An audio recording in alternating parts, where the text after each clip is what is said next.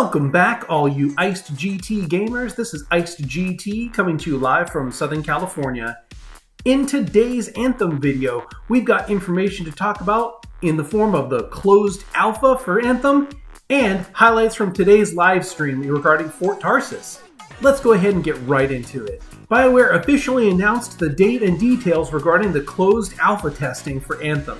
It's going to be taking place on December 8th and 9th, consisting of 4 3-hour sessions. EA's website to sign up for the closed alpha is currently experiencing technical issues as of today, but does seem to work in spurts as I was able to sign up for one of the Sunday sessions. You will only be able to choose one platform, either PC, Xbox One, or PS4, and all entries are on a first-come, first-served basis. Plus, they'll be cutting off all entries for the closed alpha on December 3rd. I'll put the link to the sign-up page in the video description. There will be a waiting list if you don't get in, but they don't guarantee that anybody on the waiting list will get a spot in the closed alpha. Quick reminder to all content creators out there that if you do get into the closed alpha, you will not be able to talk or stream about the alpha, as a precondition of being let in is to sign a non-disclosure agreement. Next, I wanted to touch on a blog post from Casey Hudson, the general manager of BioWare. He posted today, "Things are always busy at a game development studio, especially when we're finishing a game. A few years back, I toured a friend around the office as we were finalizing a game, and he said it was like being on a submarine, the tangible energy of professionals doing their jobs with intensity and purpose. As we approach the release of Anthem, it's starting to feel like that again." He went on to say, "First Anthem. Now that we're past our alpha milestone, we're at the part of the project where we're doing final tasks and changes and doing a ton of testing and bug fixing. And we're able to do one of my favorite parts of game development, the play from home build. It's a tradition at BioWare, late in a project, when the game is good enough and finished enough to really enjoy it as a complete experience, we enable it to be played at home by our developers.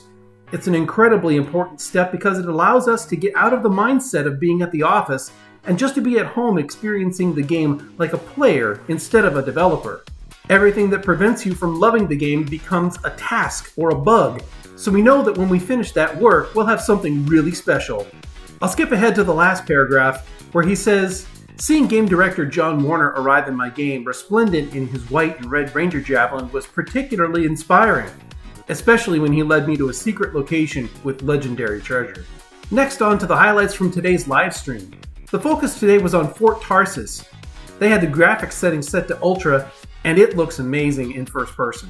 Unfortunately, there were significant technical difficulties with their Twitch streaming software, XSplit, which curtailed the stream to just 20 minutes.